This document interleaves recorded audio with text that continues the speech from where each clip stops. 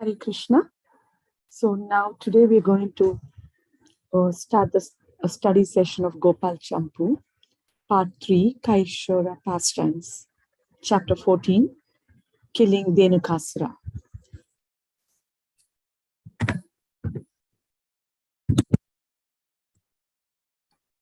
O Krishna, O Chaitanya, O Rupa and Sanatana, O Gopāla, O Raghunatha, O Vallabha, who has attained Raja, please protect me. In this way, eternal Goloka of the cowards protected by Krishna has been described with its coward pastimes. And there, in the assembly of Nanda, the two young reciters, sons of a famous poet, made their appearance. The two boys then described the childhood pastimes of Krishna, ending with the subduing of Kaliya. Now they begin describing the Kaishora pastimes. On the next day, as on previous days, Snigdhakanta, one among the two, thought to himself, now the Kaishora period should be described. It was suitable to describe this in such a way that the members of the assembly, who were filled with the confidential rasa, would not feel embarrassment. If Krishna, filled with desire for his own sweetness, asks us about this confidential topic, then we should speak about it to increase his happiness. Snigdhakanta then spoke aloud. When the 6th year clearly arrived, with his birthday filled with joy, on the occasion of the increased age, which would give a wealth of bliss, the enchanting Kaishora age of Krishna appeared fully, spreading auspiciousness to all. When Kaishora predominates in Krishna's body, which is resplendent in the three worlds and surpasses all in excellence with its playfulness, Krishna gives himself to that age of Kaishora, the shelter of all good qualities, full of excellent knowledge, and cause Paugana to disappear. His Kaishora age brings all things under control by joy of his glance, by his conciliation, by his luster, by his special attractive intelligence, and by the staff of his bhavas endowed with all other meanings. His face became full and brilliant. His eyes became long with a reddish glow, and his chest became high and wide, while his waist was thin. Even a little of this beauty attracted the eyes of the whole universe. Balarama developed in the same way. When the monsoon arrived, the thala fruits became ripe. Krishna and Balarama with their friends herded the cows in southeastern corner of Govardhana, which increases all happiness. From a far-off place, an unprecedented eastern wind carried the aroma of ripe thala fruit and similar fragrances. All the attractive, famous friends of Krishna and Balarama, who were fully dedicated to them among the people of Raja, who had been transformed by Krishna's fame, developed a desire. Going from here with Krishna and Balarama, we have developed a strong curiosity to see Dhenukasura's house. The thala forest and its guards. Since we have become thin with hunger, we will send them there. Sridama, Subala, and Stoka Krishna, who had strength similar to theirs, assembled with Krishna and Balarama. They all understood the hidden meaning of things and followed the principles of Dharma. Therefore, they were firm friends. It is said that powers equal to that of Krishna and Balarama. And thus, they were always thinking of the two brothers' heroic acts. Thus, affectionately and without fear, they prayed to Balarama and Krishna that they were hungry. There is a thala forest with ripe fruits exuding an attractive fragrance, which travel to distant places. Eating only those fruits will be satisfying. We have heard that the forest is guarded by the leader of man-eating demons. O long-armed Balarama, O Krishna, destroyer of rascals, give us the ripe fruit. By the words having long arms, the following is implied. O Balarama, with long arms, you are known as courageous, but we have not seen that. Show us your strength. Balarama said with a smile, O friends, I know that you who are greedy are like us. O foolish boys, sometimes you, eager for battle, showing the bliss of your courage with frowns, defeat us. Why are you asking us to get the fruit?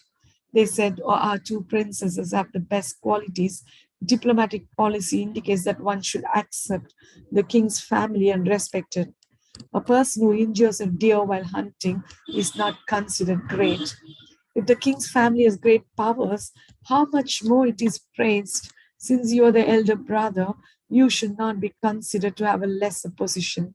If you two are in agreement with our desire, then what other permission is necessary? When Balarama, white as the moon and smiling, came forward, Krishna and others roared like lions and followed him in bliss by jumping to that forest. They kept the cows with them. When they had criticized Balarama with his long arms, he quickly approached the tala trees with great anger, uprooted them with his arms all at once, and gathering them together, crushed all the tala fruit like an elephant of the directions, Gaja. Seeing this, the demons shouted loudly and came from all sides. Seeing them come, the coward boys stood there laughing with Balarama and Krishna.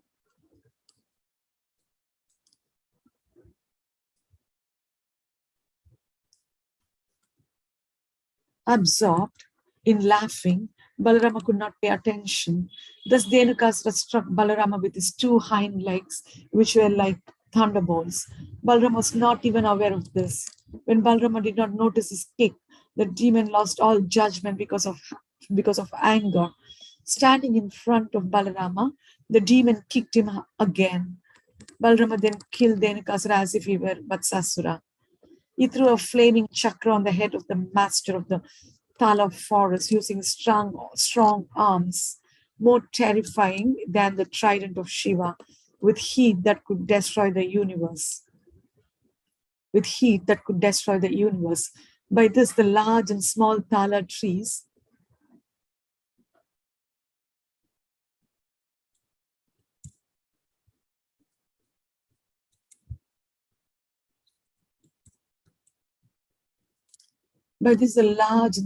Tala trees fell apart. An intolerable destructive wind producing agitation arose. With the wind which caused shaking and the chakra, which blazed like a firebrand, the forest filled with thousands of Tala trees became uprooted in a moment.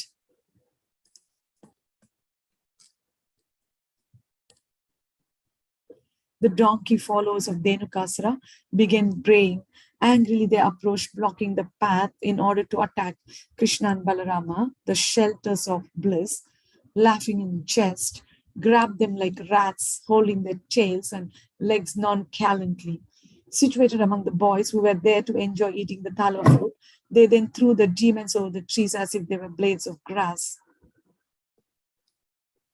The donkeys gave up their lives and fell to the ground along with the round tala fruits. Just as Ketu moves along with Rahu.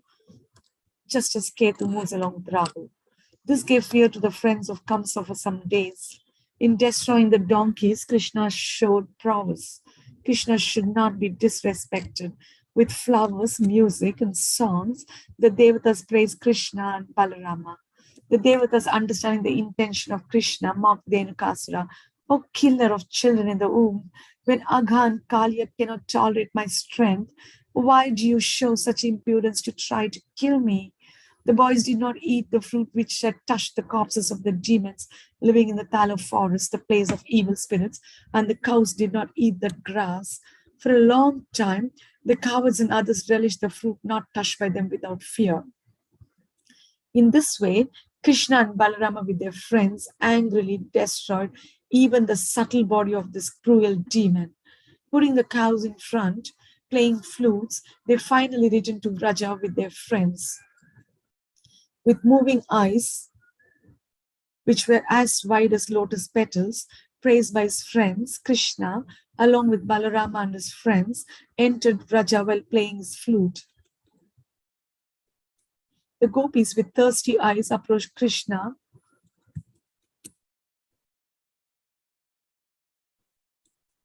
The gopis, with thirsty eyes, approached Krishna, holding his flute.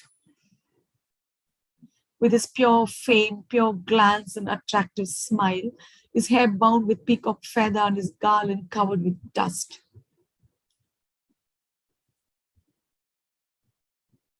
When joyful Snigdhakanta spoke this far, his mind stolen by Krishna, remembering the gopis' depth of anuraga, an ocean filled with waves of moving eyebrows, generating happiness on glancing at Krishna's moon-like face, he lost use of his senses and remained in an unconscious condition in the assembly for 2 muhurtas.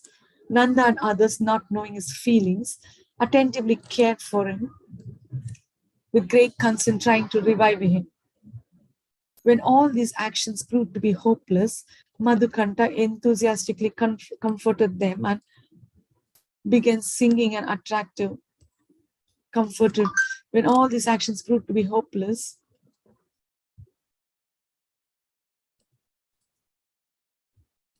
enthusiastically comforted him and began singing an attractive song about Yashoda's service to Krishna in order to reduce the stricture on his brother's senses.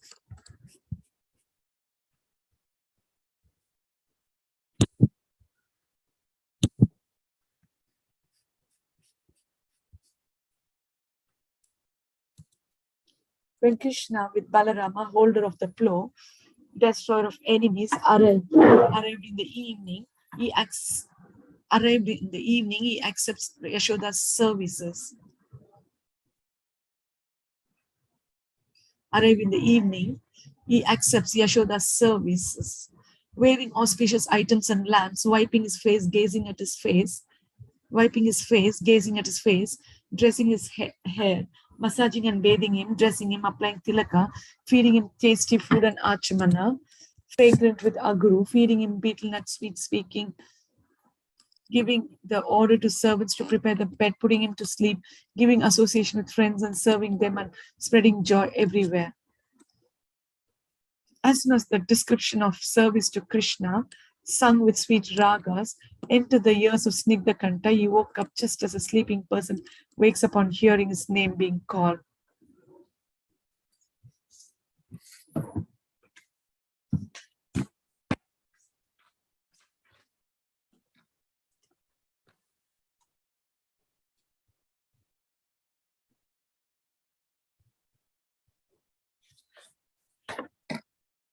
As soon as the description of service to Krishna, sung with sweet ragas, entered the ears of Snigdhakanta, he woke up just as a sleeping person wakes up on hearing his name being called.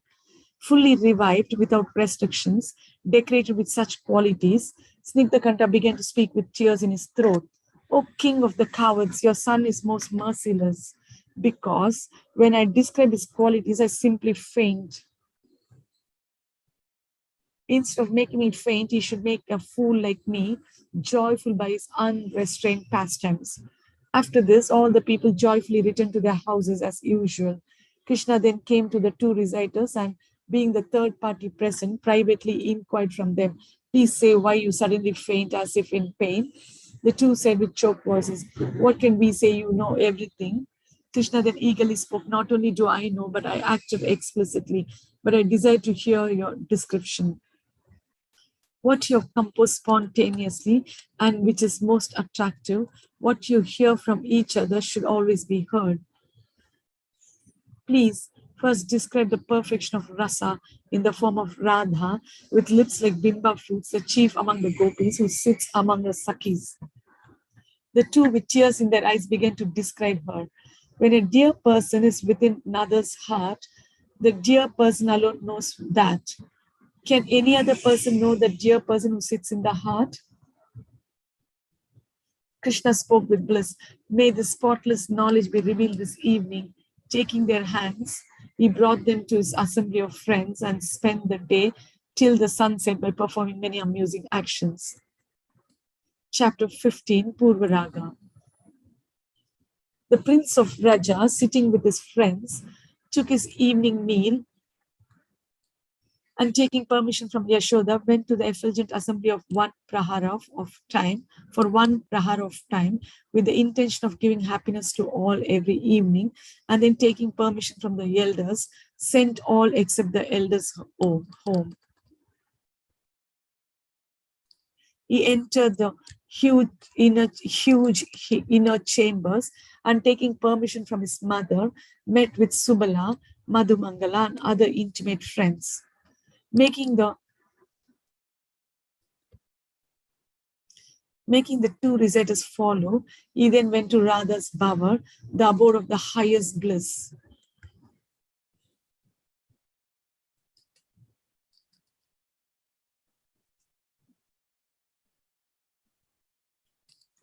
Making the two reciters follow, he then went to Radha's bower, the abode of the highest bliss, situated in the lotus petal of Gokula, which has been previously described. Situated in the lotus petal of Gokula, which has been previously described. When Krishna arrived there, suddenly the gently smiling women manifested all bhavas such as zeal, bewilderment, astonishment, pride, shyness, remorse, fear, respect, joy, and desire. Being most surprised, they became stunned. When Radha saw Krishna suddenly arrive, her eyes underwent many changes. Their eyes became wide with joy, showed crookedness, expanded and contracted, became filled with tears and became motionless. No woman is equal to Radha. Servant girls decorated with the best qualities laid out a deerskin mat of half a hasta in the center of the large yard spread with jewels. He sat on the western portion of the mat facing east. Servants waved white chamaras. Krishna sat, appearing to be the life air of Radha. Operating externally. Krishna sat, appearing to be the life air of Radha, operating externally. He took Radha's hand and had her sit to his left, facing the group of doe-eyed women whose lives were floating in the waves of rasa mixed with their joy. Subala and other friends sat on the right side. All the friends were present there with the desire to serve appropriately the appearance of new youth in Krishna. The two reciters stood in the center between the edges of the two groups, facing Radha and Krishna, observing the couple's blossoming affection. Some of Krishna's friends accompanied the two reciters with music having raga and tala. The groups of friends were like two necklaces covered with gems. The groups of friends were like two necklaces covered with gems, and the two young reciters were at the front between the two groups. The groups of friends were like two necklaces covered with gems, and the two young reciters were at the front between the two groups. The groups of friends were like two necklaces covered with gems, and the two young reciters were at the front between the two groups. The beauty of Krishna and Radha with black and gold complexions interchanging appeared like the center jewel of the necklace. Though happy with the surroundings, the couple was absorbed in glancing at each other. Seeing this, the two reciters remained stunned for a few moments. With attention, while smiling, the two boys, on the order of Krishna, began the introductory verses with folded hands.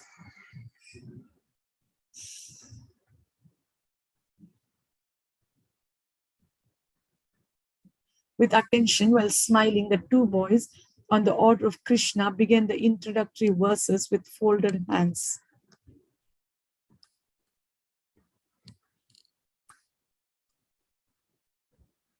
They defined the subject. The two persons, one golden and the other black, spread their effulgence in the mind, while the first wears blue and the second wears yellow cloth. The wise have concluded that indescribable spotless prema, though one entity, has appeared separately in these two forms. They offered respects. Uddhava was accepted by Krishna as his equal, has said that the glory of the gopis cannot compare to anything, and offered respects to the dust of their feet. Among all the gopis, I offer respects to Radhika, worshipped by all, whose moon-like body of prema Krishna follows everywhere like a chakora bird.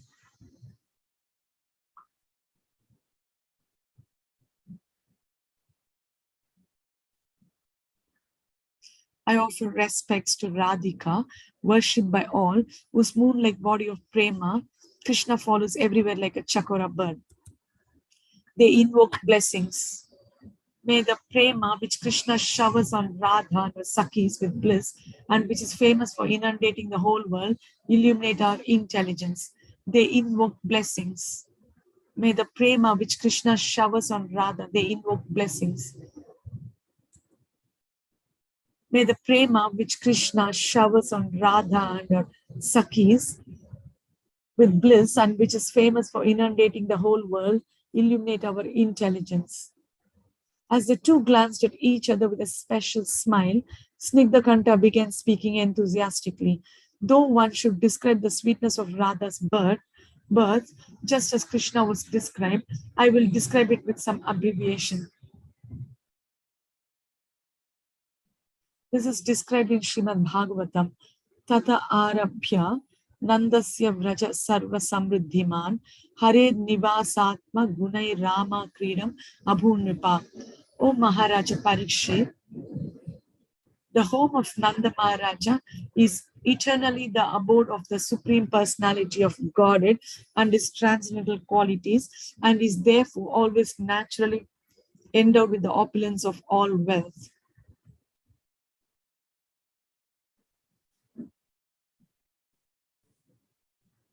Yet, beginning from Lord Krishna's appearance there, it became the place for the pastimes of the goddess of fortune. ESB 10:5-18. This is further explained. From this time Krishna was born, Vraja was endowed with the prosperity of the whole universe. Because Krishna resided there, it became the playground of many Lakshmis. As the full moon is chief among the constellations, Radha is chief among the Lakshmis, though she shines more in the presence of Krishna during the waning moon, Krishna Paksha.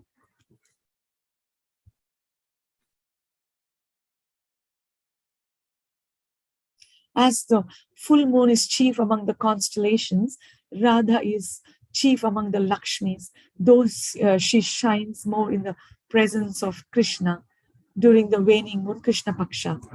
Brihat Gautamiya Tantra also praises her especially. Devi Krishnamayi Prokta Radhika Paradevata Sarva Lakshmi Mayi Sarva Kanti Sammohini Para. Radhika, absorbed in Krishna, is the supreme deity, the combination of all Lakshmis, endowed with all beauty and most attractive.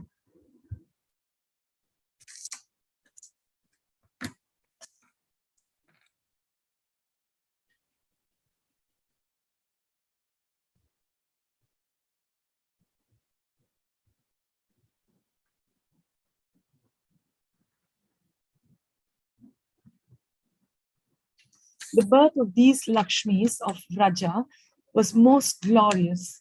Why speak of Lakshmi? Starting from Parjanya, 3 men were most fortunate, coming in an incomparably praised family from the mother's side, Vaishya.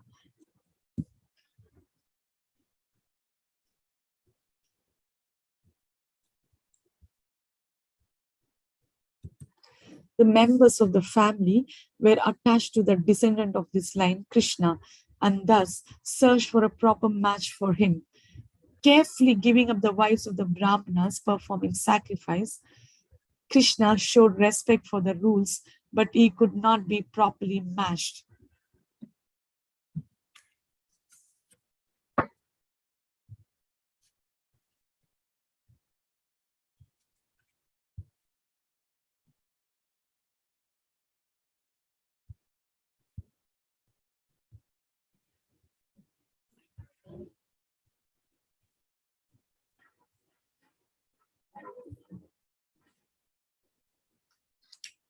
In this condition, Radha accepted birth in the ocean of a great cow named Vrishabhanu of good family and great wealth. Poets praise her thus. The milk ocean of Vrishabhanu was a mine of gems in the form of his many sons, but became perfect in producing nectar through the birth of Radha. She took birth when the moon was in Anuradha constellation, bringing joy to all, 1 year after the birth of Krishna.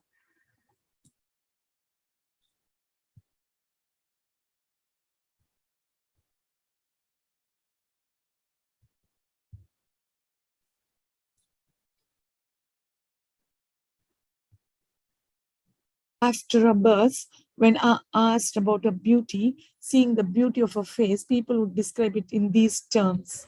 If analogies to the new moon, a golden lotus, a chakora bird, or a shower of nectar do not apply to Radha, who is beyond compare, what use are they?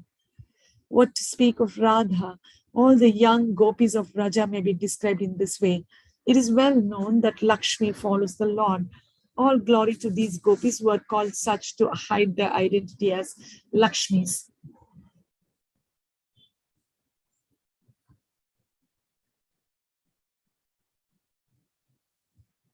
Radha grew just as Krishna grew.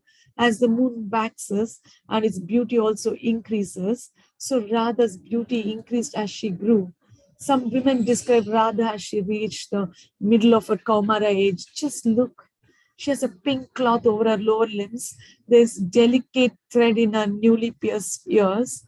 With wandering eyes, she plays with her friends in the dust. She resembles Lakshmi with her first trace of beauty. When the girls grew,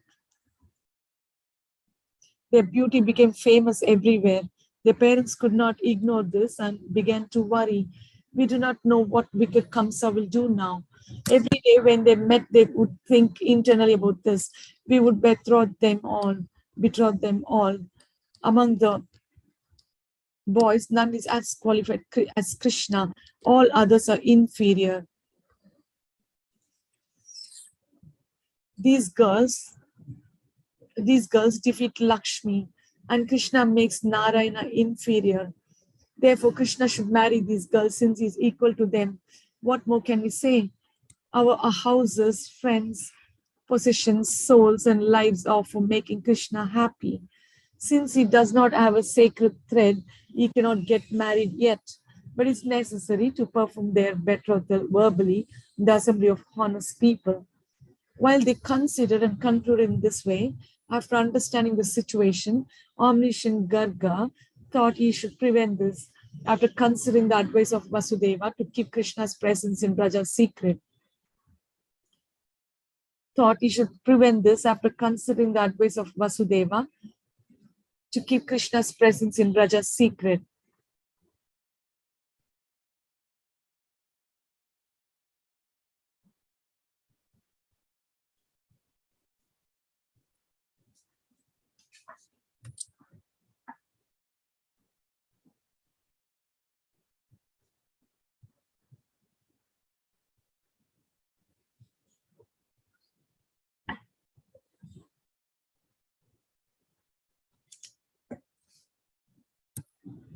I cannot fully comprehend his pastimes. Though we are inspired by his Leela Shakti, he acts contrary to our views. For instance, Narada gave instructions to Kamsa so that Devaki's 6 children were killed by him. But such contrary acts should not occur now. One must simply pray so that such reverses do not occur for the girls. When conditions will more when conditions will more favorable, when Krishna returns, when conditions with more favorable, when Krishna returns after killing Dantavakra, then all conditions will be perfect for marriage. When conditions will become more favorable, when Krishna returns after killing Dantavakra, then all conditions will be perfect for marriage. Reflecting in this way, without delay, he went to splendid Raja.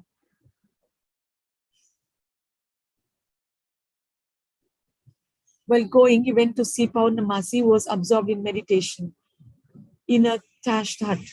Repeatedly he informed her of the situation. I should do this, and you should make arrangements so that gopis do not have actual relationships with other men, with only a perception of people that they do. With only a perception by people that they do. Talking to Paurnamasi and avoiding Nanda, Garga wandered on the outskirts of Raja. When people saw him, they lost their worries and worshipped him with respect, while hoping to have their desires fulfilled. They asked his welfare and indirectly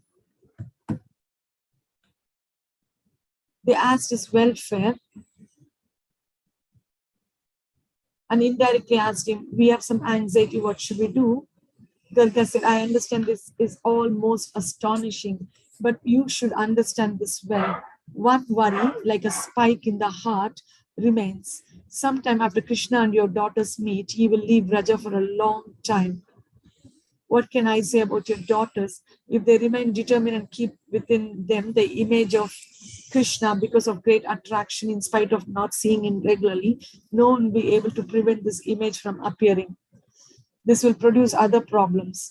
Therefore, Krishna will arrange that the daughters are married to others in order to fool Kamsa. What can I say?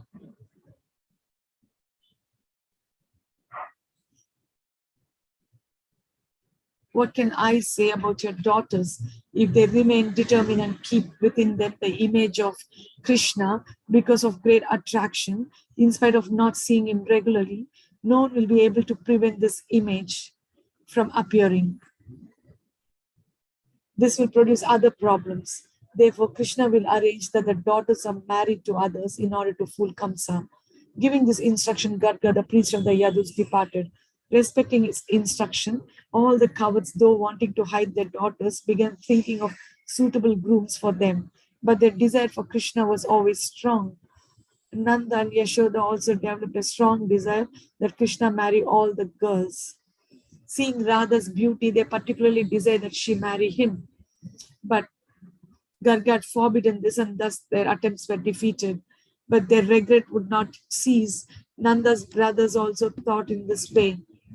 Troubled by the ordinance, they thought that it was not proper to give their sons to those girls and resisted it. Rather, out of pure affection, they all were determined that Krishna should marry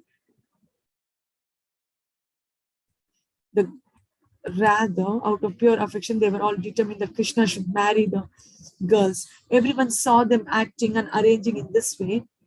Everyone saw them acting and arranging in this way. What is the reason? There's an eternal relationship between suitable objects. Do not all conscious beings find this pleasing? Gold is joined to gems, autumn is joined with the pond, and the moonlight is joined to the waxing moon. Though the fathers of the daughters desired that their daughters marry Krishna, since Garga came as an independent informer and spoke, their desires were thwarted. Though the fathers of the daughters desired that their daughters marry Krishna, since Garga came as an independent informer and spoke, their desires were thwarted. Not noticing their own sons, they treasured Krishna as their object of joy.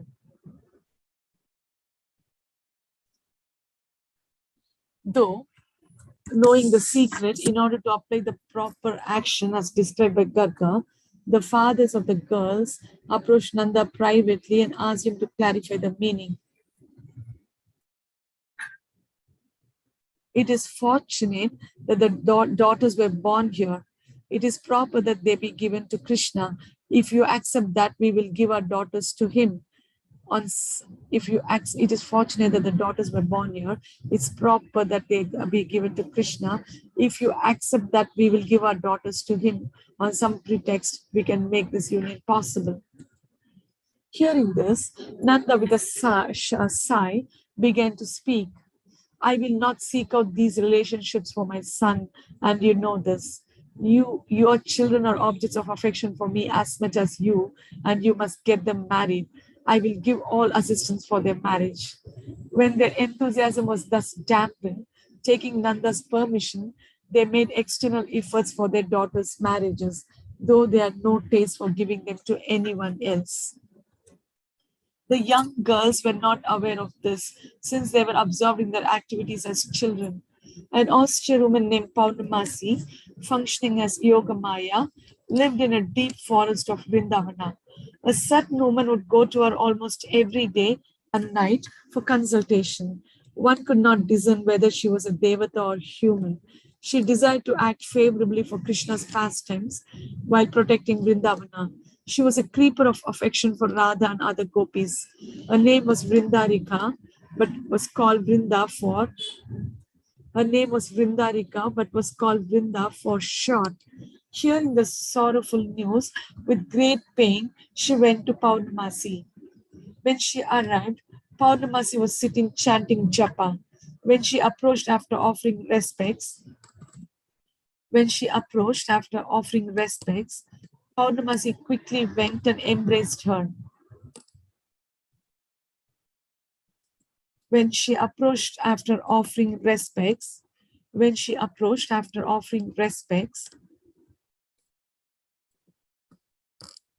Purnamasi quickly went and embraced her.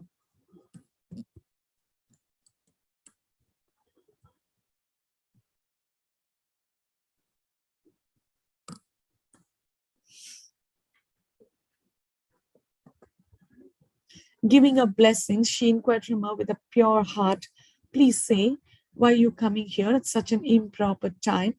Vrinda said, "Something terrible has happened. How can you be without worry?" Purnamasi said, "What has caused you such worry?" Vrinda said, "Oh, all of Krishna's beloved gopis are going to be married to other men." Purnamasi said, "How do you conclude this relationship?" Vrinda said, "I can see the relationship with my eyes." Purnamasi said, "They will not get married to other men. I will prevent this by using my magical powers." Vrinda said, but they will be condemned by the people. Purnamasi said, "This will not occur for the sages of sung. This will not occur for the sages of sung. Nasuyan khalu krishnaya mohitas tasya mayaya manyamana swaparshva stan swan swan daran rajokasa."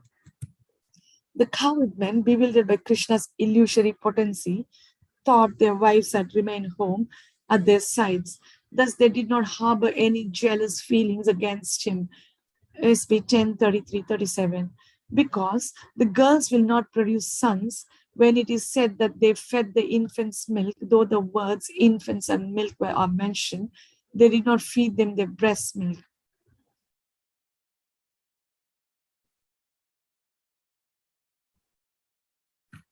Thus, they did not have children. The statements indicating sons were just Krishna's joking with them. The statements indicating sons were just Krishna's joking with them. Vrinda said, "If they are given to other men, this would cause them great hardship. Since the wise cannot think of any way to prevent this, why are you giving regard to your own vows now?" Since the wise cannot think of any way to prevent this, why are you giving regard to your own vows now? Purnamasi said with a smile, "All this will not happen. Depart in joy." Vrinda, falling at her feet with joy, began to weep in bliss. Raising her up and comforting her, Purnamasi sent her off to the forest. Having faith in Purnamasi's words, Vrinda gave a sigh of relief and passed a few days with fearless heart. But then, hearing the girls would be married, with pale face, she went quickly to Purnamasi and stood there like a clay doll. Purnamasi said, "What has happened that you appear so disturbed?" Vrinda said, "Nothing will come from my mouth. How can I speak?" Purnamasi said, "Lotus-eyed one, do not worry." Vrinda said with a rough laugh, "Oh dear lady, how can you say that?" Purnamasi said, "Today their marriage will not take place." Vrinda said, "Oh wise one, everyone is saying this as if it were visible."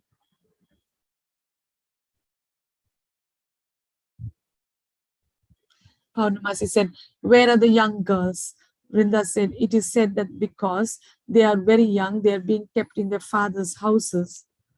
Purnamasi said with affectionate anger, "Why do you not trust my words? You are only repeating rumors." Vrinda said in joy, "Oh respectable woman, let the truth be untrue, but I do not understand your meaning." Purnamasi said with a smile, "The people do not speak lies, but the girls will not be married." Vrinda said, "I do not understand." Purnamasi said, "This is correct, for it is said, though you are the Leela Shakti, the Lord's Kala Shakti will appear within you. how he will engage you as that bewildering Shakti in these events. Vrinda said in a pleading voice, please reveal the secret. Purnamasi, laughing for a moment, said in a low voice, I have produced for all of them something like a bad dream in a waking state. Believing this and sighing, Vrinda said, therefore the women should not say, I am so and so's wife. Purnamasi said, this will not happen. The sages sing as follows. In Gopāla Tapani Upanishad, when the gopis asked, Durvasa said, Krishna will be your husband. Shukadeva has called them the wives of Krishna, Krishna Vadva, during the description of the Ras Leela. In ordering Uddhava, Krishna himself says that the gopis are his very self. He said, go to Vraja, O Uddhava, and make my parents happy. SB 1046.3. As a Brahmana identifies himself as a Brahmana, so Krishna identifies himself as a coward. SB 1046.6. Since I am Paramatma, the gopis accept me as their dear husband. Only externally they regarded Krishna as their illegal lover, Upapati, for it is said in this part of a verse, I alone am their dearmost beloved, and indeed their very self, SB 1046.4. Internally they see Krishna as their husband, for they say, O Uddhava, it is indeed regrettable that Krishna resides in Mathura.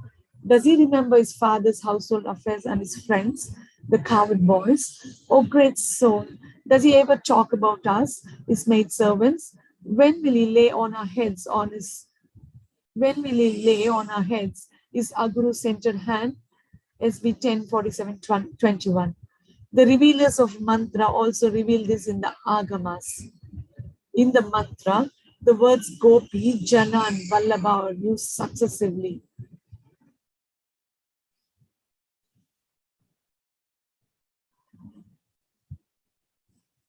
In the mantra, the word Gopi, Jana, and Vallabha are used successively.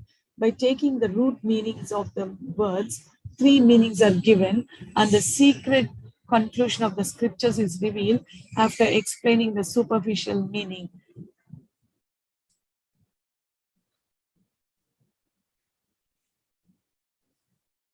Gautami Tantra says, Gopiti Prakritim Vidya Janas Tattva Samuhaka Anayor Ashrayo Vyaptya Karanatvena Cheshwara Sandra Nandam Param Jyoti Vallabhatvena Katyate Athava Gopi Prakriti Janastad Amsha Mandalam Anayor Vallabha Prokta Swāmī Krishnakya Ishvara Karya Karanayor Isha Shrutibhistena Giyate Aneka Janma Siddhanam Gopinam Patir Eva Va Nanda Nandana Ityuktas Trailokya Nanda Vardhana. Those persons possessing truth know that Gopis means Prakriti. Jana means the assembly of all the material elements. The shelter of Prakriti and its elements is the Lord. Since he is the final cause and pervades everything,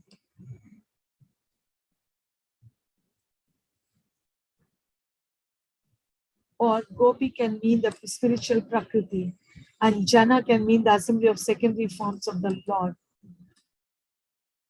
The Lord, Ishvara, known as Krishna, is called Vallabha.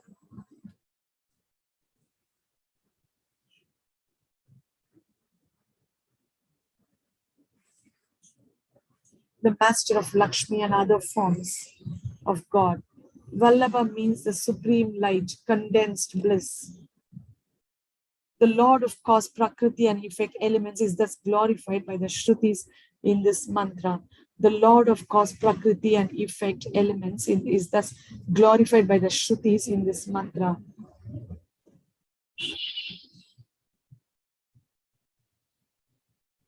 Another meaning is that Krishna is the husband of many coward women who achieve perfection after many births. He who is the son of Nanda, Nanda Nandana, increases the bliss of the 3 worlds. The first meaning of Gopi is material Prakriti, and the second meaning is the spiritual energy.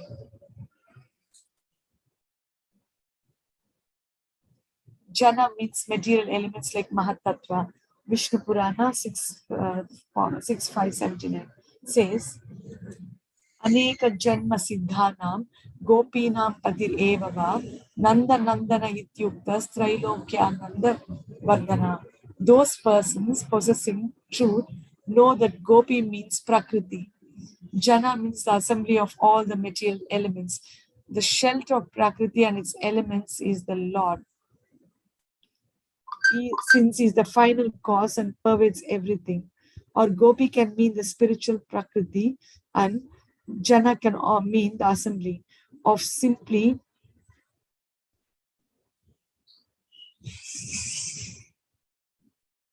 or Gopi can mean the spiritual Prakriti, and Jana can mean the assembly of secondary forms of the Lord. The Lord, Ishvara, known as Krishna, is called Vallabha, the master of Lakshmi and other forms of God. Gopi can mean the spiritual Prakriti, and Jana can mean the assembly of secondary forms of the Lord. The Lord Ishvara, known as Krishna, is called Vallabha,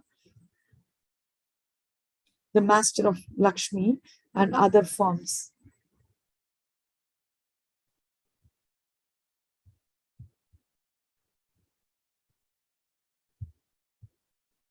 The Lord Ishvara, known as Krishna, is called Vallabha, the master of Lakshmis and other forms of God. Vallabha means the supreme light, condensed bliss, the Lord of cause, Prakriti and effect elements.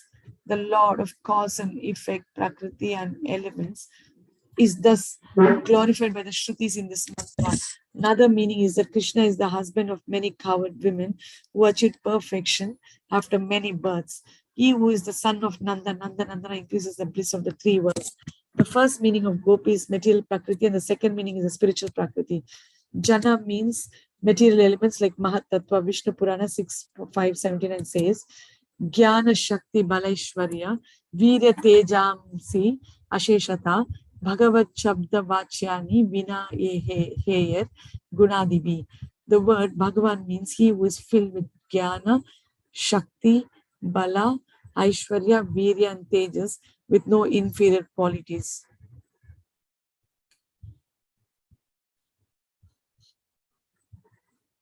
The words Aneka Janma Siddhanam have a similar meaning as Krishna's words to Arjuna. Both you and I have taken many births. The BG 4.5. The gopis take birth many times but are eternal. The perception of Krishna as an upapatti is illusion, since the word pati, husband, is used in the verse to indicate the meaning of Vallabha.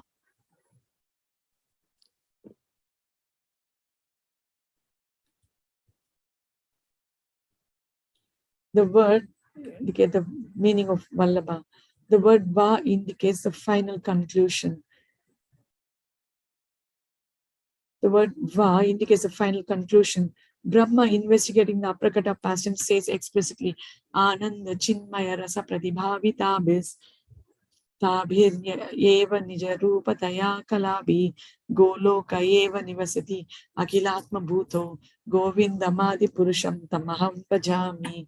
I worship the Supreme Lord, Govinda, who, though regarding all the inhabitants as his very self, resides in Goloka exclusively with the young gopis who are embodiments of Madhura Rasa. He accepts them as his wives, while they respond to his conjugal affection reciprocally. Brahma Samhita 5.48.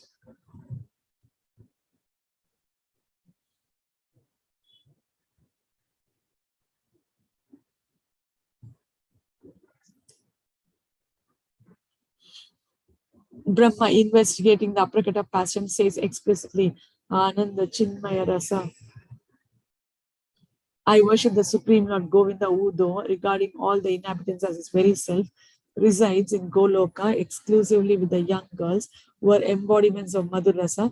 He accepts them as his wives, while they respond to his conjugal affection reciprocally. Brahma Samhita 5.48.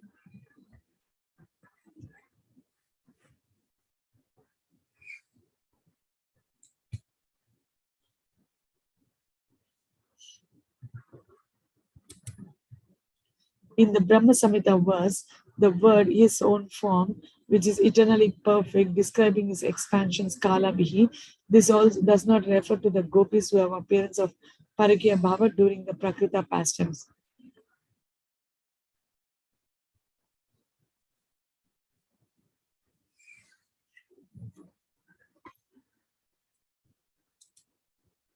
This is also seen from the sense of the words Shriya, Kanta, Kanta, Paramapurusha.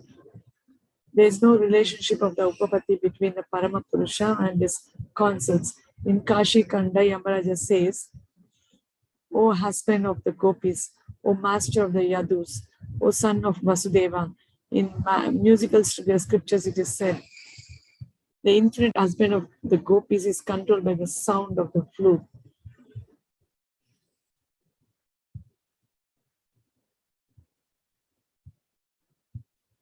In the future, in Gita Govinda, it is said, is the mind of the husband Krishna became pinned down.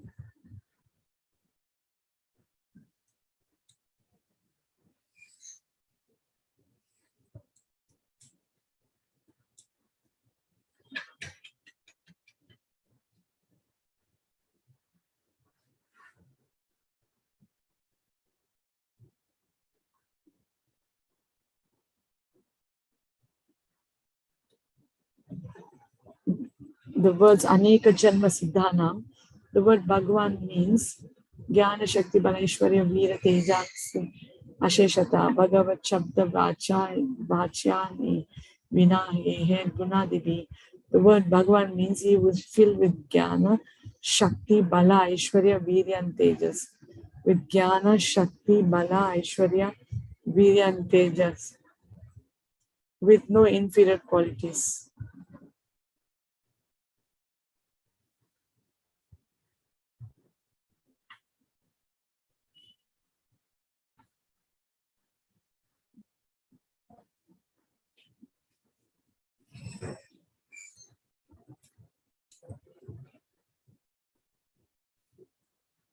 Brahma, investigating the Aprakata pastime, says explicitly, Ananda Chinmaya Rasa Pratibhavita Bis Tabidya Eva Nijarupa Taya Kalabi Goloka Eva Nivasati Akilatma Bhuto Govinda Madi Purusham Tamaham Bhajami.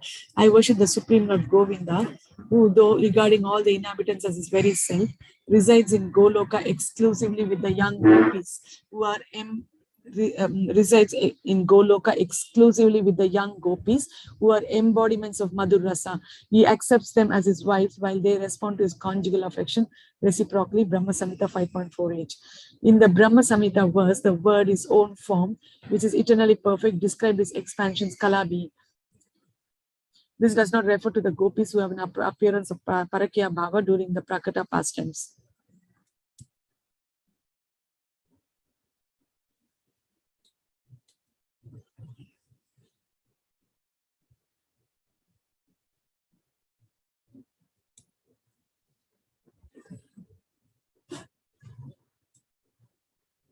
Brahma Samhita verse, the word is own form, which is eternally perfect, described as expansions Kalabi. This does not refer to the gopis who have an appearance of Parakya Bhava during the Prakata pastimes.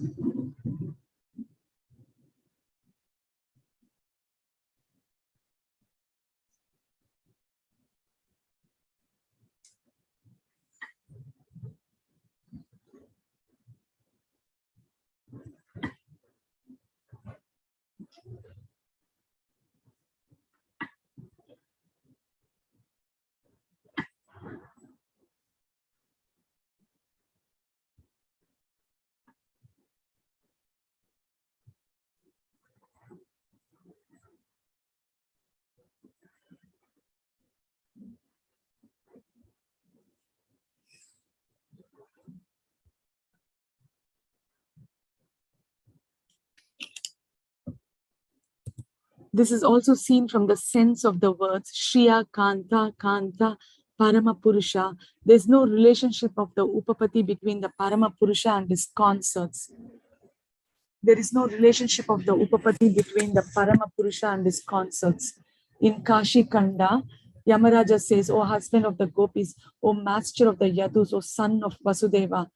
In musical scriptures, it is said the infinite husband of the gopis is controlled by the sound of the flute.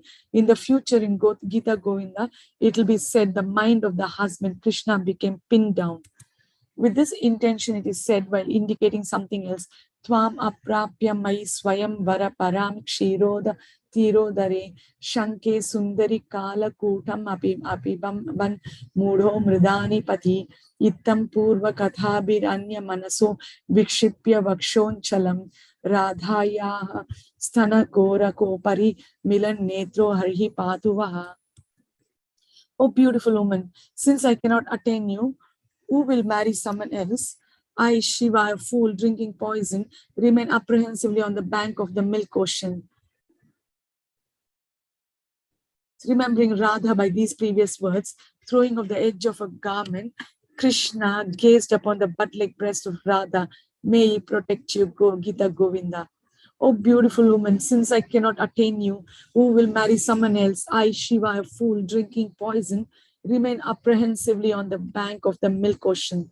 Remembering Radha by these previous words, throwing off the edge of a garment, Krishna gazed upon the bud-like breasts of Radha. May he protect you, Gita Govinda. Elsewhere it is said, I am the servant of the servant of the servant of the lotus feet of the husband of the gopis. In Shankaracharya's Yamuna Stotra, it is said, you should have attraction for the lotus feet of the husband of Radha.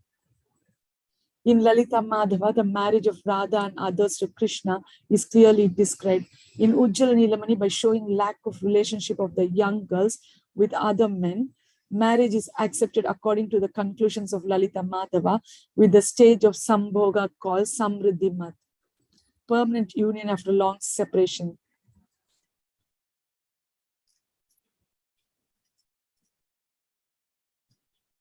In Śrīla Swāmī's commentary on the Bhagavatam, he says that Rishabhasya Jagu Krityani means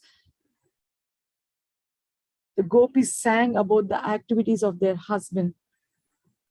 When Parikshit asks questions, Shukadeva makes it clear that the relationship with Paramatma is the relationship with the husband. In order to understand the external situation of the gopis marrying other men, he who lives as the overseeing witness within the gopis and their husbands, and indeed within all embodied living beings, assumes forms in this world to enjoy transcendental pastimes. SB 10:33-35. Among the gopis, some were married and some were unmarried. Among the gopis, some were married and some were unmarried. These two types are famous in the three worlds. Some were married and some were unmarried. These two types are famous in the three worlds.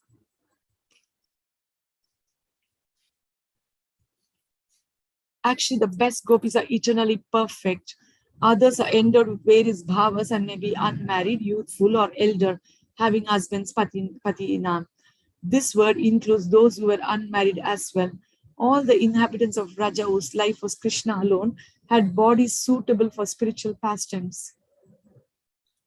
Whose life was Krishna alone had bodies suitable for spiritual pastimes. The Lord attached to those bodies dwelled within them. The Lord attached to those bodies dwelled within them and within them. This means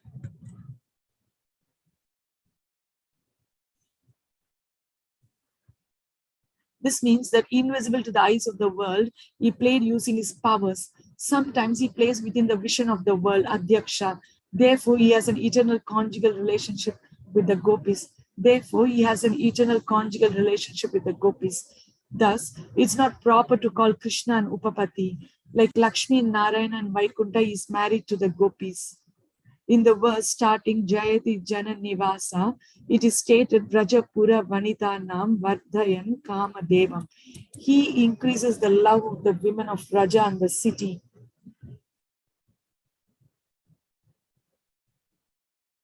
SB 10:90-48. The two types of women are mentioned together, and thus they should be similarly married.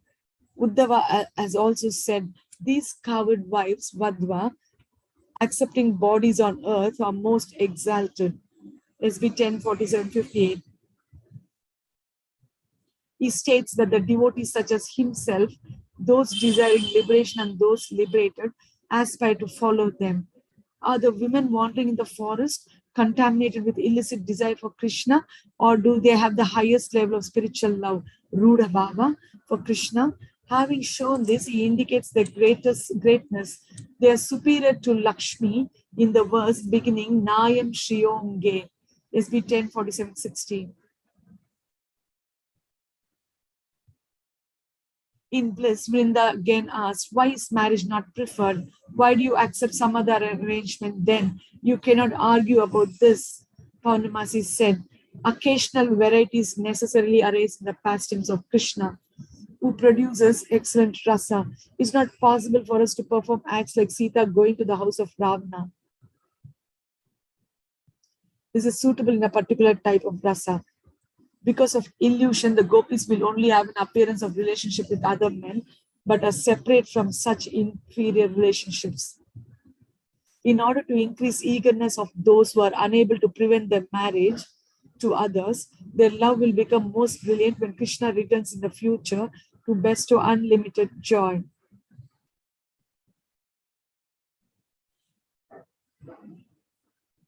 Since they attain their lover for whom they had fixed attachment when the illusion of marriage to others ceases.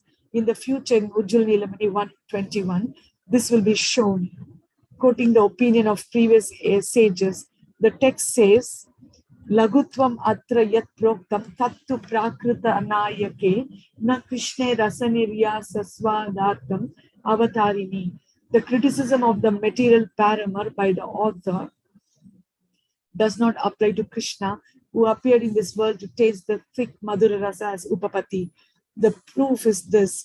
Poets' objection to married women enjoying with another man as the main rasa applies only to women other than the women of Gokula. Poets' objection to married women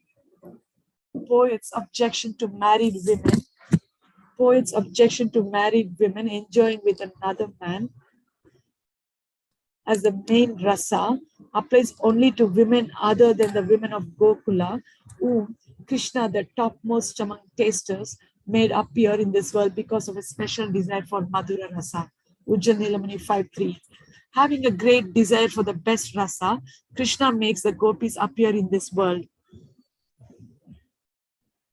They perform pastimes as his eternal concerts.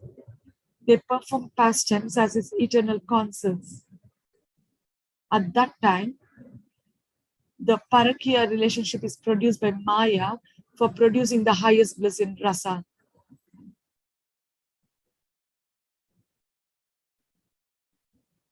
There's no fault in this. Rather, this is the greatest quality. It should not be said that previously these gopis were Devi or Lakshmi, for favor was never bestowed upon the goddess of fortune or other consorts in the spiritual world. Indeed, never was such a thing even imagined by the most beautiful girls in the heavenly planets, whose bodily luster and aroma resemble the lotus flower. SB 1047-60. Thus, it may be concluded that the gopis are Krishna's supreme Lakshmi,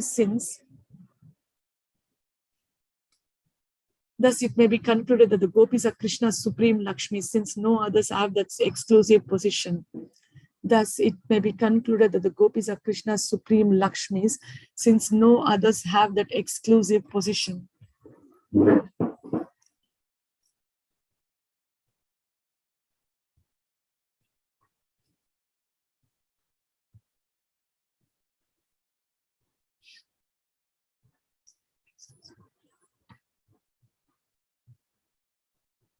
Concluding this way, Purnamasi continued, this supreme secret should not be broadcast in the sky.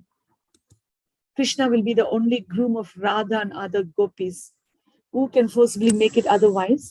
For Krishna is the husband of the Lakshmis of Raja. No one else can enjoy them. Can the Chakora bird be attracted to anything except the moon? Vrinda said, let that be. What is done should be hidden. But by your efforts in the future, everyone will become happy. Praying in this way, she offered respects and departed. Let that be. What is done should be hidden. But by your efforts in the future, everyone will become happy. Praying in this way, she offered respects and departed. Purnamasi said, I have spoken this, I have spoken this, I have spoken. I have spoken this, I have spoken this, I spoke this, I speak this, I'm speaking this, and I speak this. This should be said. If it were not true, I would not say it. In this way, the young girls played in their houses, their mothers and fathers sheltering them, kept them from hearing about Krishna. Their mothers and fathers sheltering them, kept them from hearing about Krishna. But their eternal love for Krishna spontaneously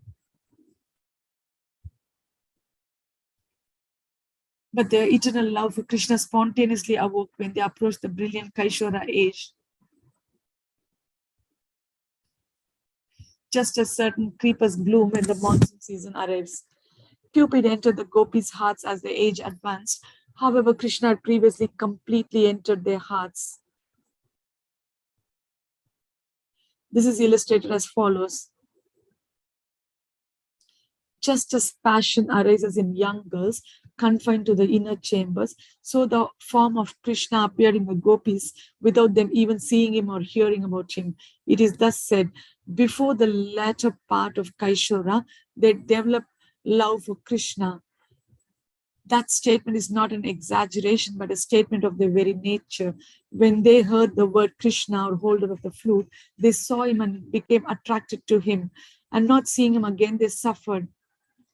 They did not reveal this to anyone, but thought of meeting him. What indescribable person, having the complexion of a rain cloud, who relished in a sweet rainfall of the name Krishna and in the sweet liquid emanating from his flute, is afflicting my heart.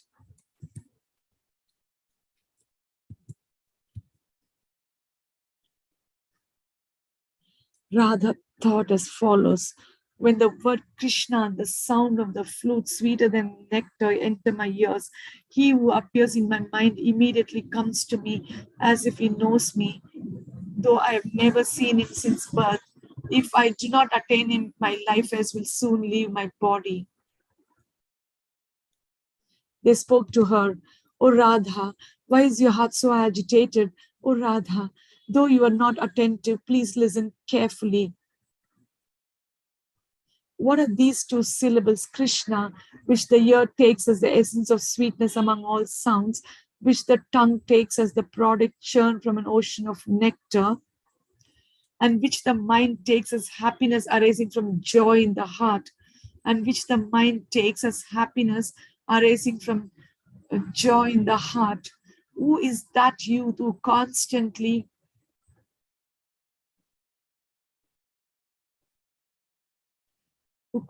appears to me among all dark complexioned persons? Who is that youth who maintains my life? Wondering about this, I'm bewildered. With a desire to experience Radha's pervasive qualities, Krishna also developed pleasurable symptoms. My ear is engaged in her name. My eye is engaged in the path to her house. My nose is engaged in her fragrance. My body is engaged in her back. And my voice is engaged in describing her qualities. Rejecting me, she quickly leaves. Because of this, Krishna, refuting his faults after consideration, remained visibly motionless like a painting. When an astrologer speaks of Radha constellation to him, when someone develops attraction on seeing Radha, when the gentle breeze blows from Radha's house far away, Krishna does not pay attention. He simply remembers Radha. When Krishna subdued Kaliya, Radha and other gopis had not yet seen remarkable Krishna in person. They were not prevented and went to see the pastime just like other inhabitants of Braja.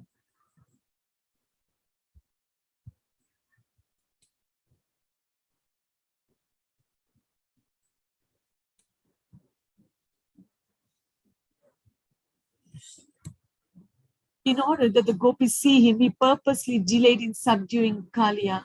When the young girls came there from their houses, they did not experience grief as others did, but instead experienced extreme love for Krishna. When the young girls came there from their houses, they did not experience grief as others did, but instead experienced extreme love for Krishna. All the girls saw Krishna when he danced in the distance on Kaliya's heads. All the girls saw Krishna when he danced in the distance on Kalya's heads. That is not false, but they did not think it so pleasurable since they were young and many people were present.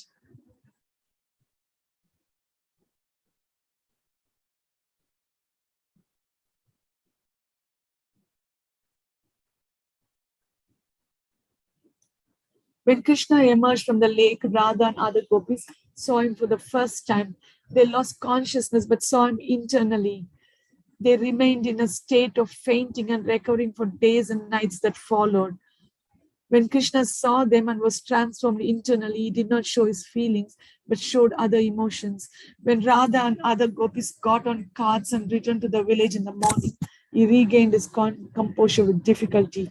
When Krishna decided to meet with his friends, he heard through others. When Krishna decided to meet with his friends, he heard through others that the gopis had fainted.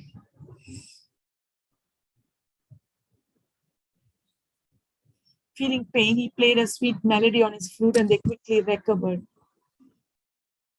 Understanding that the sweetness of his flute caused attachment within them, his friends were not insistent on keeping them away.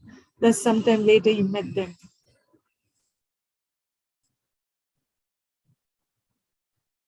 When Krishna finished his 6th year and the gopis were somewhat less in age, bliss appeared in Krishna and the imperishable youthful Lakshmis because of the suffusion of love. Krishna's youthful form. Krishna's face developed full cheeks and his hair became deep black. His eyes became wide with red edges and became fickle. His chest became broad, his arms became very thick, his waist became thin, and his hips large. His legs became solid. One clever poet has jokingly described this. Krishna is black in body but golden within. Seeing that deception, his two playful eyes have become slightly red and seem to approach his ears to speak. My God. The gopis showed symptoms of Navakaishora during the Pauganda period.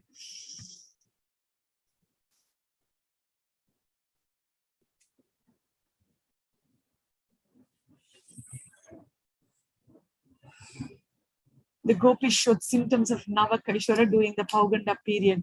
Their glances were dark, their lips were deep red, their cheeks were spotless, their chests showed breasts. If their exteriors showed their inner natures, what they must have been riding within. Someone said to Radha, Bhadra, Padma, Dhanishta, Shaivya, Palika, Shyamala, and Chandravali have surpassed Lakshmi during this age. O Radha, your luster defeats the qualities of gold, but I do not know why you radiate a dark hue in all directions.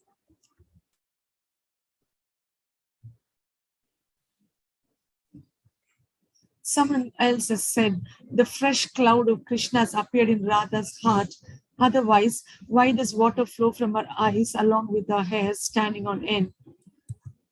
From that time, they thought the forest near the Yamuna is the same. The grove of Tamala trees is the same. Why our hearts now change? The faces and the breasts daily grew more splendid in the women, like effulgence of the moon and lotus on the 5th lunar day of the waxing moon in the autumn night. When among them Radha radiated brilliance in the first year of Kaishora, the fame all other women disappeared. The fame of all other women disappeared. She was like a flowering desire tree among various flowering creepers. It was common talk. The moon has weakened. The young Kanjana bird glances lamely. The sesame flower blooms withered. The bimba fruit has become devoid of its red color. The creepers whose golden color defeats gold have died. Their beauty has been defeated by the beauty of Radha. When they attained the slight trace of Kaishora, the great prema for Krishna became intense. Their desire was like a creeper that on attaining a support grew luxuriantly. They thought as follows, what has happened in this birth? Will my chest touch his broad, faultless, soft chest, gleaming like a sapphire? Will the beetle take from his mouth come to my mouth? Will the beetle taken from his mouth come to my mouth? How have I developed such bad thoughts which destroy dharma today? How have I developed such bad thoughts? How have I developed such bad thoughts which destroy dharma today? How have I developed such bad thoughts which destroy dharma today? They prema attain the highest greatness. That Kaishora period which previously appeared in them in order to experience Krishna everywhere now appeared strongly in them, producing abundant pastimes. Even without seeing him or hearing about him, they acted as if insane. No one could understand their actions. Among them, Radha stared blankly, shed tears constantly, and shivered. She perspired, her hair stood on end, and she became stunned. She became fatigued and did not reply when addressed. Seeing her, friends lamented constantly. She thought, though he is an ocean of nectar by his beauty and sparkling sweetness, his fame, and sparkling sweetness of his fame, Krishna burns my heart. To hell with the pleasing creator.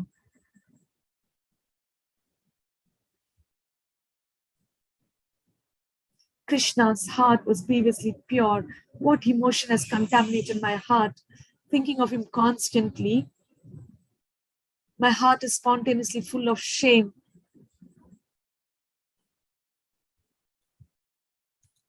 Thinking of Krishna, they analyze their emotions.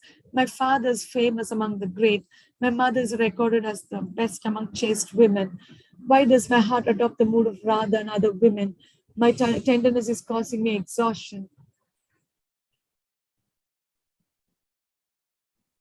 My intelligence never becomes confused, but among these dear women, it has become soft because of prema. Since you, those superior, remain among these women with intelligence inundated with prema, and I cannot remove that acquired way of thinking.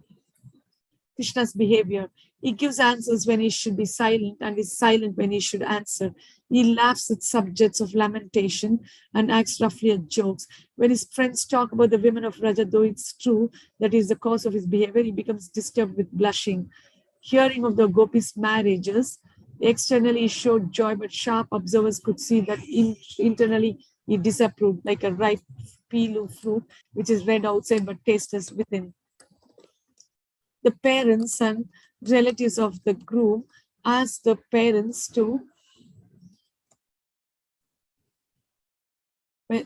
and relatives of the groom asked the parents to take the bride, but the parents did not permit their daughters to go to the mother-in-law's house. Everything was related only by word of mouth.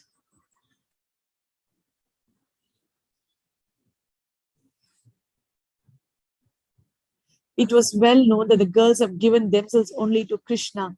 Worrying that the girls would give up their lives, they arranged that the marriage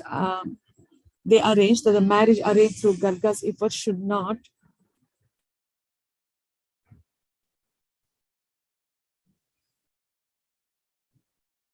occur suddenly and directly. How could they send their daughters who had given themselves to Krishna away? Since hearing of marriage would be intolerable to them, from their very infancy, they were made to understand gradually the whole truth. If a person takes poison bit by bit, he can tolerate it. Thus, they were gradually made to hear about their marriage. But on hearing the news, the girls all began to suffer. At this disastrous news, they decided to take their lives while spitting with hatred. First, they left the house secretly before late morning and arrived at Kalia's lake, which was black, filled with deep water, making sounds with its waves. Painful to the ears, they decided to end their lives without consideration. Though they all came separately, they gathered there. They saw each other as if not recognizing one another. They asked, "Who are you?" When they understood who the others were, they asked their purpose in coming. Though they all had the same intention on seeing the color of their teeth and clothing, pain arose in their minds and then affection. They all began weeping uncontrollably, understanding each other's hearts. All these girls, giving up their families, had made a decision. Among them, Radha, with most attractive qualities and attractive to all eyes, stood in the center and revealed their decision with difficulty. If our parents give me to someone else, if our parents give us to someone else, our body will be fit for the ghost. Our life will be most cursed. Good dance to my soul. Good riddance to my soul. I will forcibly offer my body into the sacred Yamuna in order to attain Krishna. It's not necessary to elaborate on this since there are many obstacles to the most beneficial actions. It's not necessary to elaborate on this since there are many obstacles to the most beneficial actions.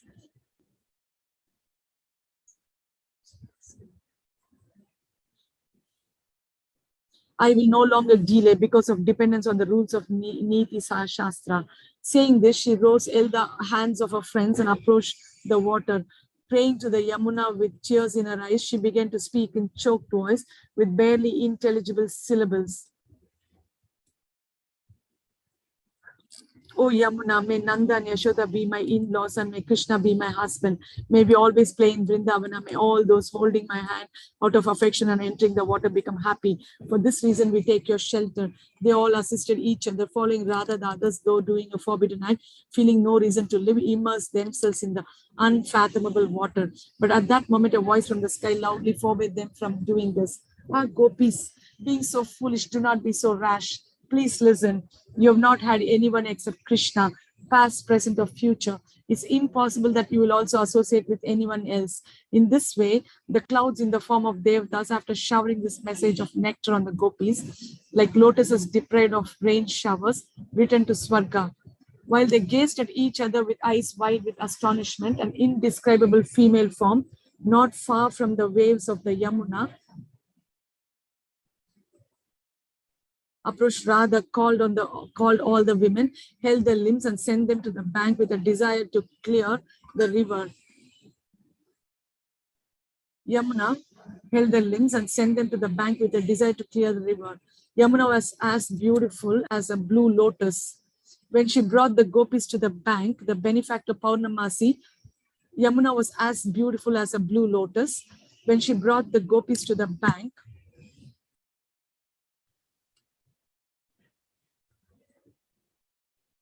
the benefactor Purnamasi, informed by Vrinda, immediately came with Vrinda and Madhumangala, who desired some auspicious news.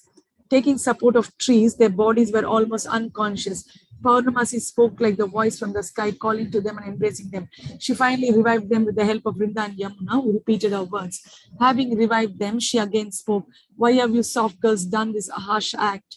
Actually, the moon is not without blemish, but your faces are without fault. The moon is repeatedly destroyed, but your bodies are never destroyed. All three of us will assist you visibly and invisibly so that you, who have taken Krishna alone as your husband, will not associate with men you do not desire. Love for Krishna has so much potency. What to speak of your love, which is the greatest? Garga promised this to Nanda. Ya etasmin mahabhage pritim kurvanti manava narayo vibhavanti yetan Vishnu pakshan ivasura. Demons cannot harm the demigods who always have Lord Krishna on their side. Similarly, any person or group attached to Krishna is extremely fortunate. Similarly, any person or group attached to Krishna is extremely fortunate because such persons are very affectionate towards Krishna. They cannot be defeated by demons like the associates of Kamsa, SB 10, 8, 18. Therefore, being the best women, you should not worry any longer. Remain happy while carefully obeying your parents. When Purnamasi consoled them in this way, the golden-limbed gopis stood with tears in their eyes and bowed their heads beneath the tamala trees, wiping themselves with tamala leaves. As they followed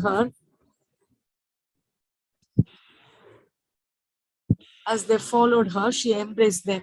Seeing that they were all ready to depart, she gave them faith in her instructions. Knowing that they desired to see Krishna, taking their hands, she accompanied the eager gopis by a secret path.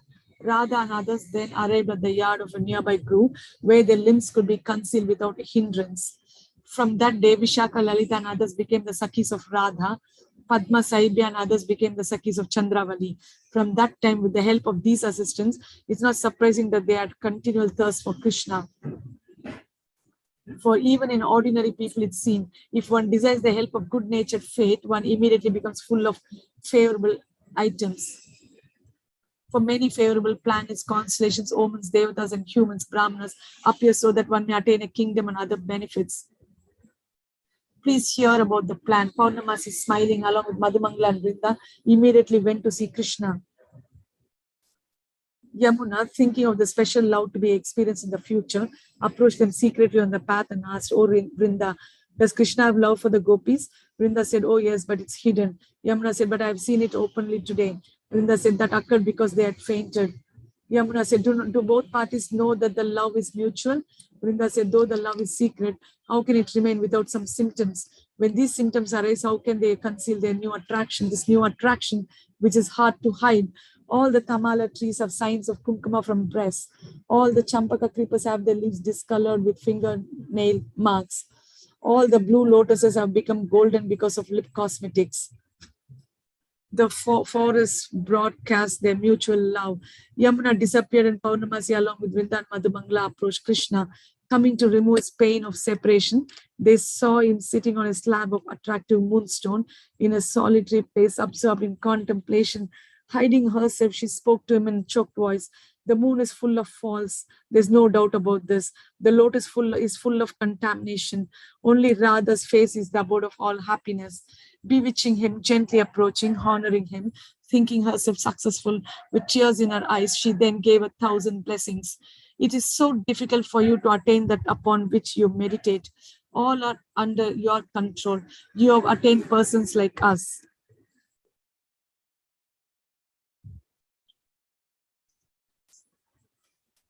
Is it so difficult for you to attain that upon which you meditate? Are all are under your control. You attain persons like us. Krishna, however, concealed his love, which was made clear by his words emanating prema. A gentleman maintains shyness for his advantage. When Krishna revealed a slight emotion in his slightly closed eyes, along with respect, Purnamasi with eagerness then spoke. "Keep the association of Madhumangala and you will attain auspiciousness." Taking Madhumangala's hands, she offered them to Krishna's hands. Understanding that this person would give the essence of joy to his pastimes, he inspected him and then embraced him with signs of friendship. Madhumangala embraced him with extraordinary joy. Their hair stood on end. When their friendship had been sealed, Krishna, glancing at Vrinda, spoke to Purnamasi. When their friendship had been sealed, Krishna glanced at Vrinda, spoke to Purnamasi. "Who is this with you?" Purnamasi said with a smile, "She's not known to you."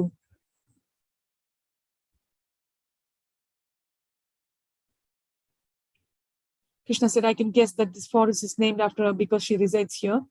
Purnamasi with a smile said to Vrinda, "Why have you not approached Krishna up till now?"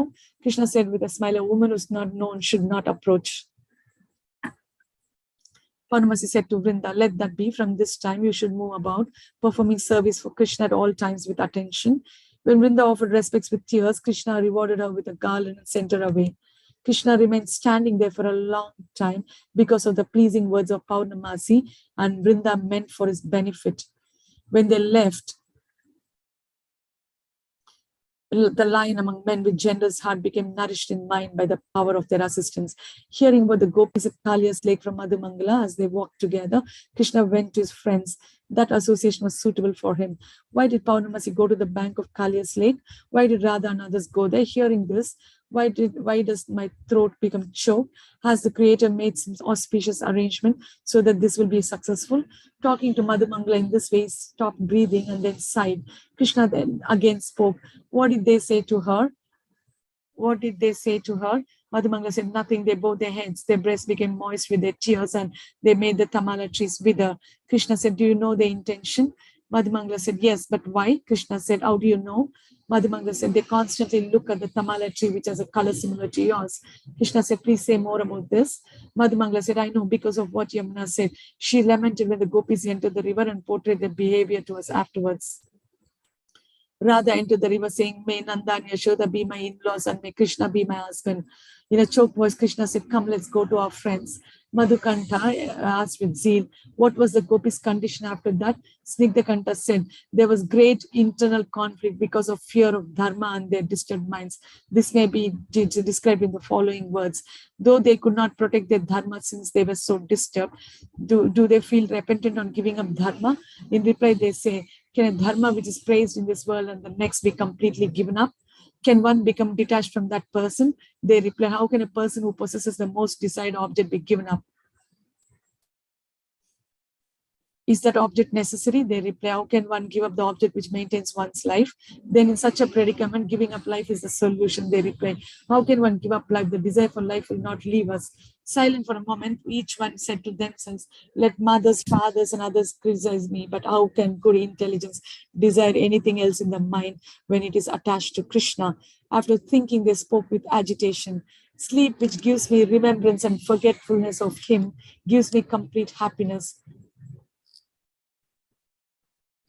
But the demon called worry gradually increases and devours sleep with force. Krishna then said, "Oh heart, why are you dependent on prema? If you are in great danger, you should depend on dharma." Giving up discrimination repeatedly, why do you become attached to and absorbing love for women belonging to other houses? In this way, with great difficulty, they pass their days absorbing confusion of desires. On the day that the people of Raja excitedly praised the killing of Dhenukasana, the doe-eyed women attained a pleasant meeting with their lover. Though the women were his eternal lovers who had forgotten their identity in this birth,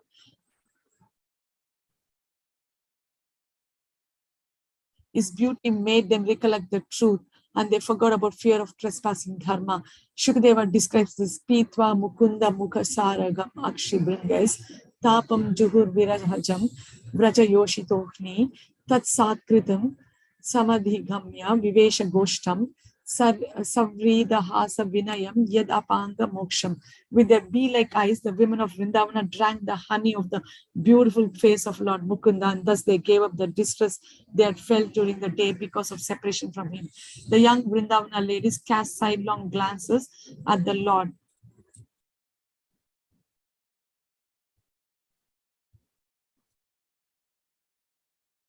The young Vrindavana ladies cast sidelong glances at the Lord, glances filled with bashfulness, laughter, and submission.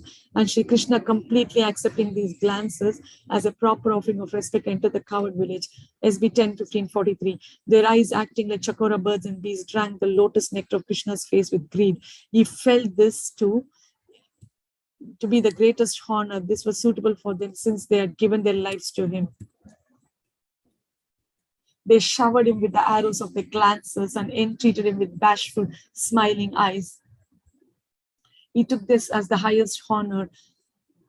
This is indeed the conduct of persons who have given their lives to him. Though the gopis released arrows with their eyes to hit Krishna, the sages say that this act of shooting arrows is bhakti and true worship.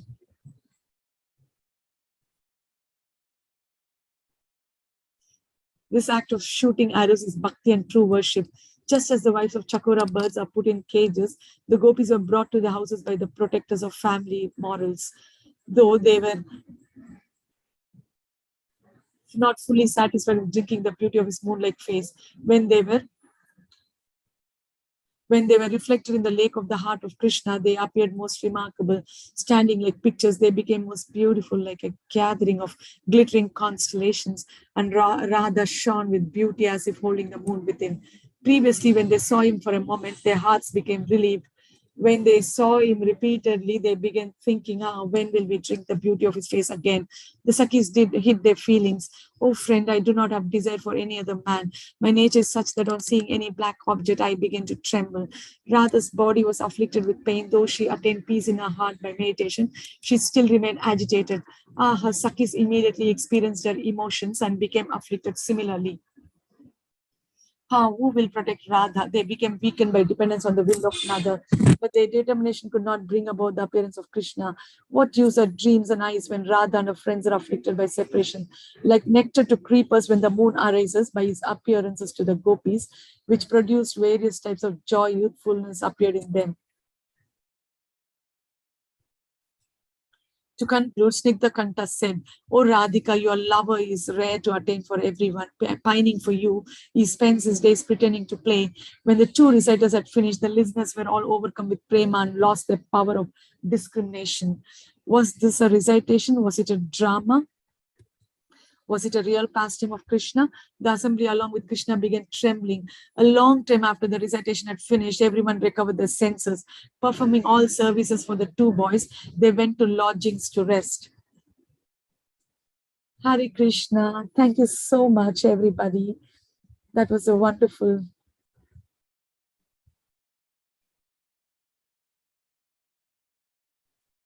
reading. Thank you so much. Hare Krishna.